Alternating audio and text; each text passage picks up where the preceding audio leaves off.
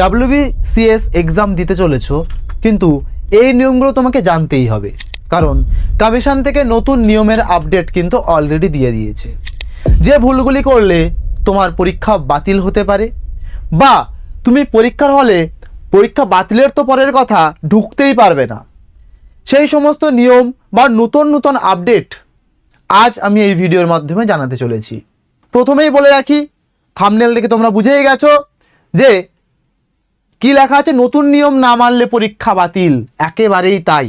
বা পরীক্ষা দিতে গিয়ে তোমার কোন পেনটা নিয়ে গেলে সঠিকভাবে তুমি পরীক্ষা দিতে পারবে, পরীক্ষা হলে ঢুকতে পারবে, সেটাও কিন্তু জানবো এই ভিডিওর মাধ্যমে। Hello everyone, welcome to BSSCI তে তোমাদের সকলকে স্বাগত জানাই।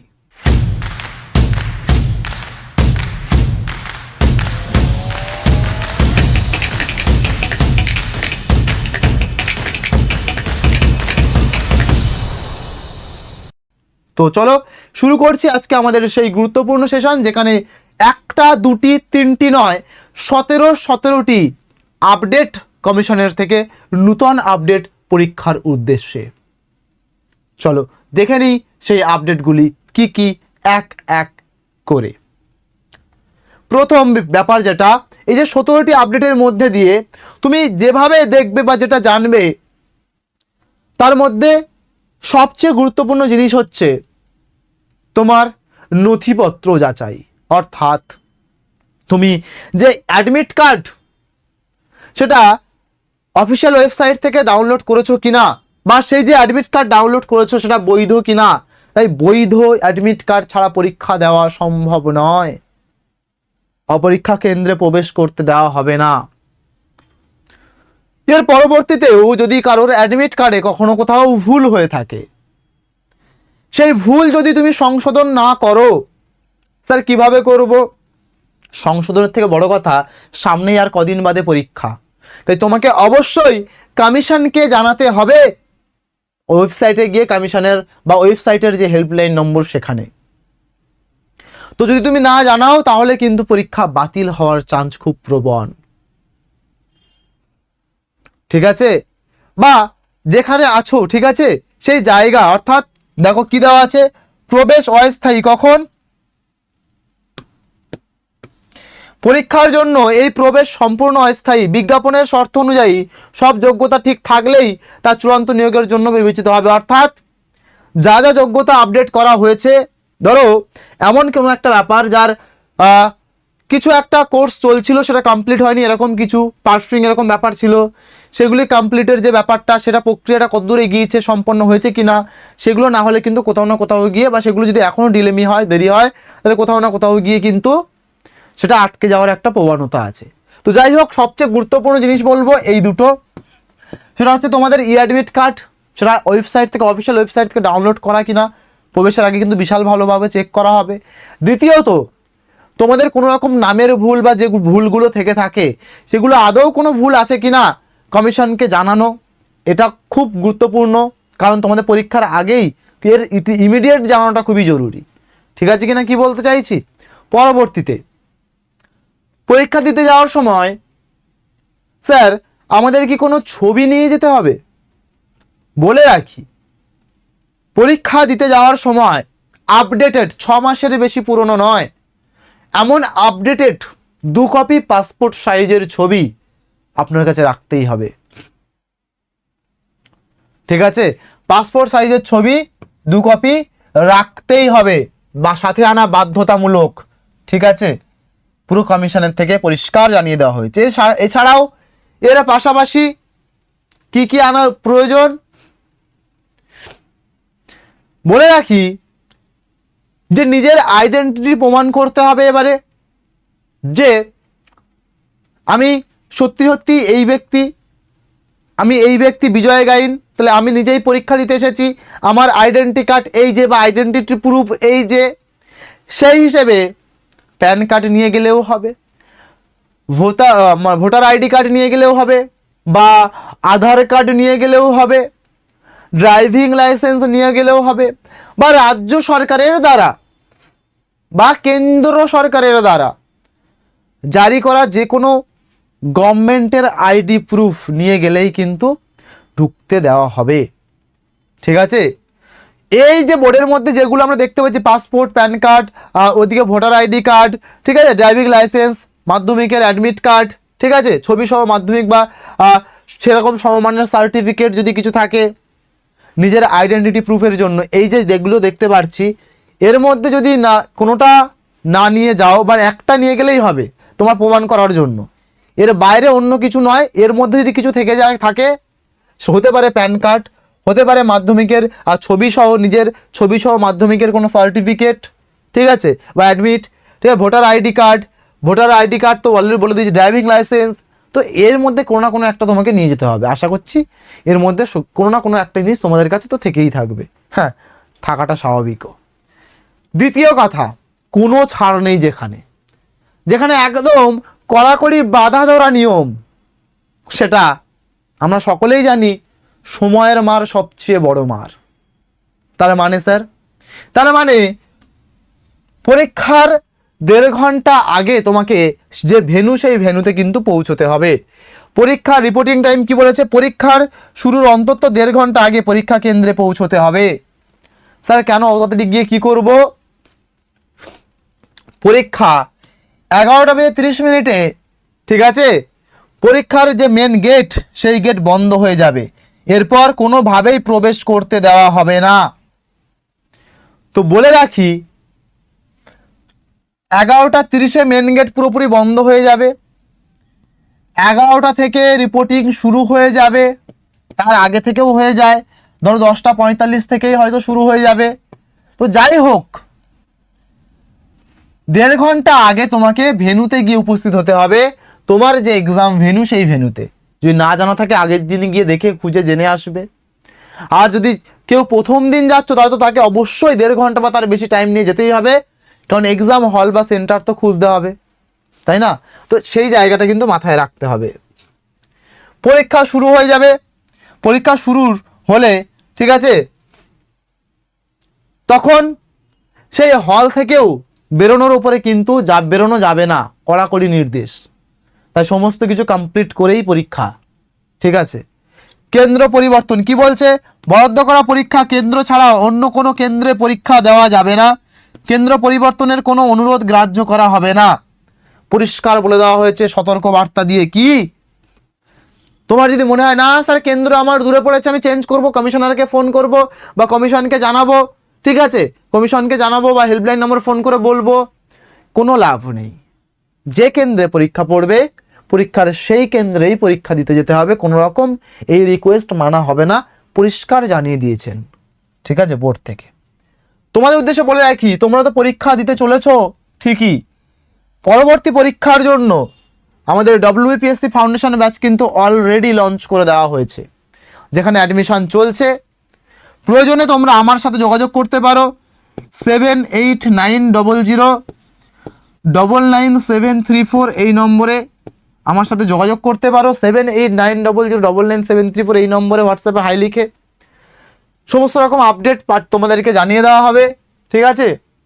ঠিক এই WBPSC ফাউন্ডেশন ব্যাচ, এটা যদি তুমি কমপ্লিট করতে পারো, এর সাথে মিসলেনিয়াস থেকে ফুড এসআই সমস্ত ব্যাচ কিন্তু একসাথে কমপ্লিট বা কভার হয়ে যাবে, ঠিক আছে।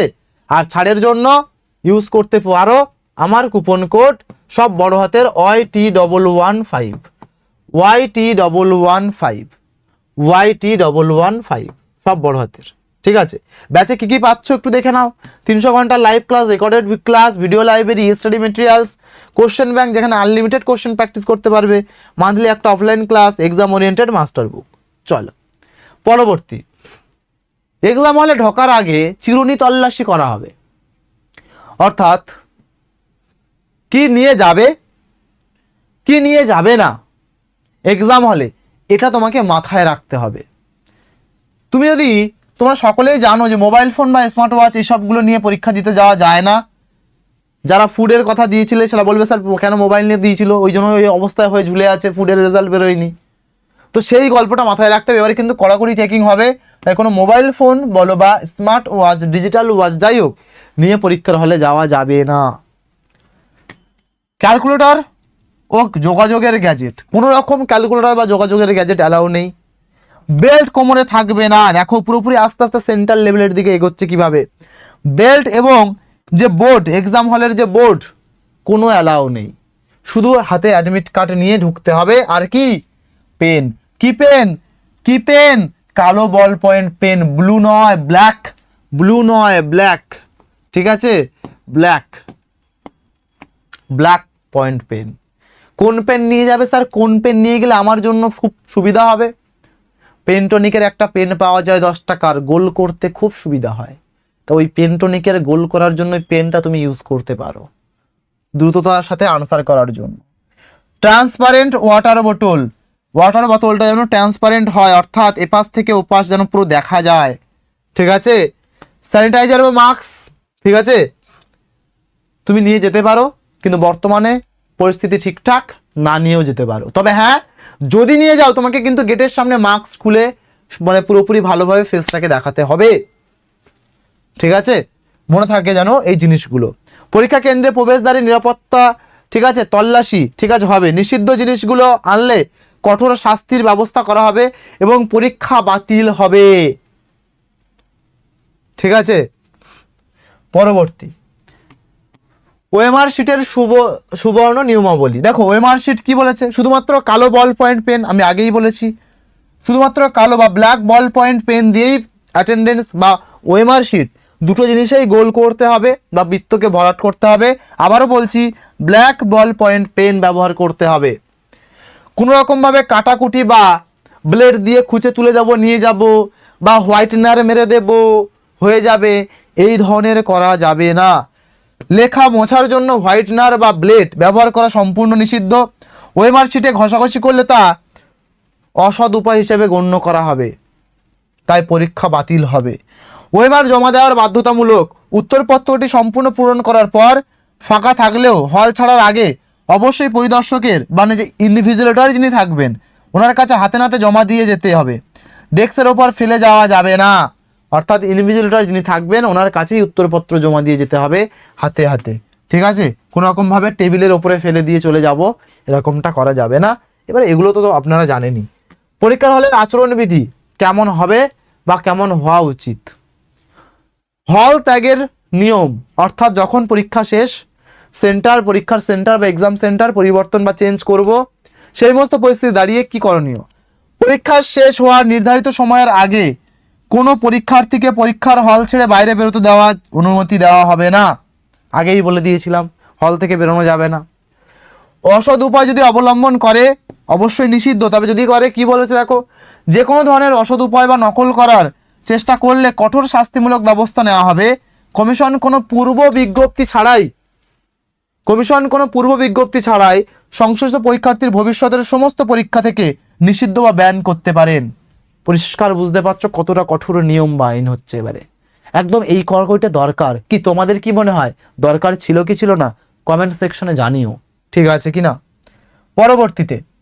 পরবর্তী অতিরিক্ত সময়, দেখো যাদের লেখার ক্ষেত্রে শারীরিক সীমাবদ্ধতা বা গতি সীমাবদ্ধতা রয়েছে, অর্থাৎ স্ক্রাইব এবং সরি যারা আমাদের পিএইচ ক্যান্ডিডেট, ঠিক আছে, তো ওনাদের জন্য তাদের মোট 50 মিনিটের অতিরিক্ত সময় পাবেন। তো যেমন তা আপনারা পান, ঠিক আছে, 50 মিনিট করে অতিরিক্ত যে টাইম সেটা পাবেন। যারা স্ক্রাইব আছে তাদের ফর্মে উল্লেখ থাকলে নিজেরা স্ক্রাইব, তাদের যে সার্টিফিকেট সে সমস্ত কিছু নিয়ে যেতে হবে।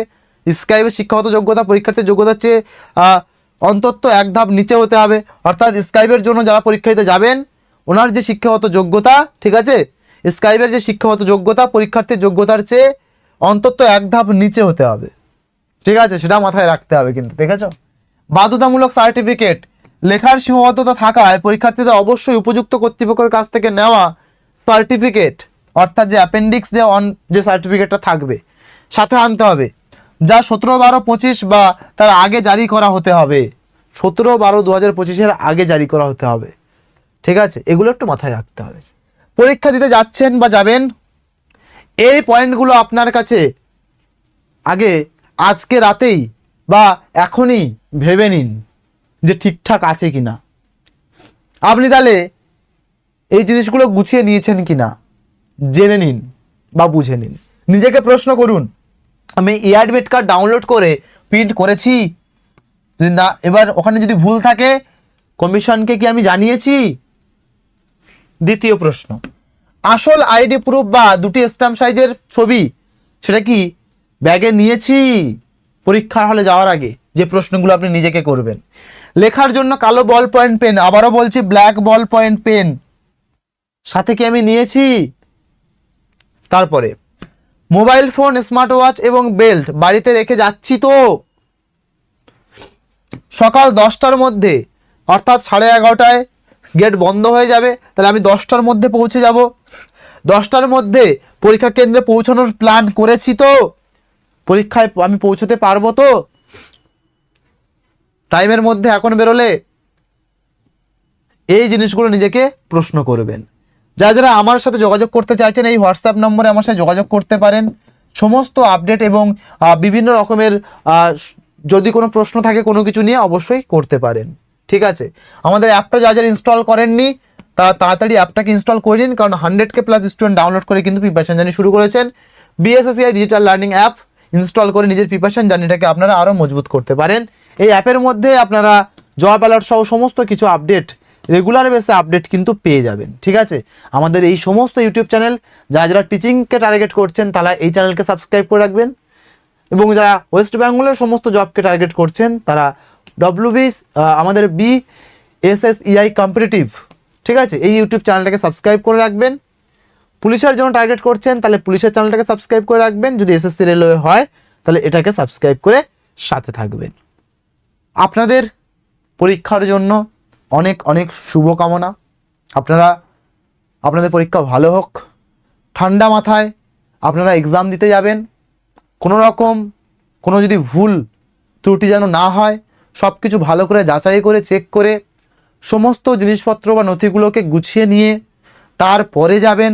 যেগুলো বললাম ঘর থেকে বেরোনোর আগে নিজেকে একবার জিজ্ঞাসা করবেন যদি সমস্ত কিছু ঠিকঠাক নিয়েছেন কি নেননি।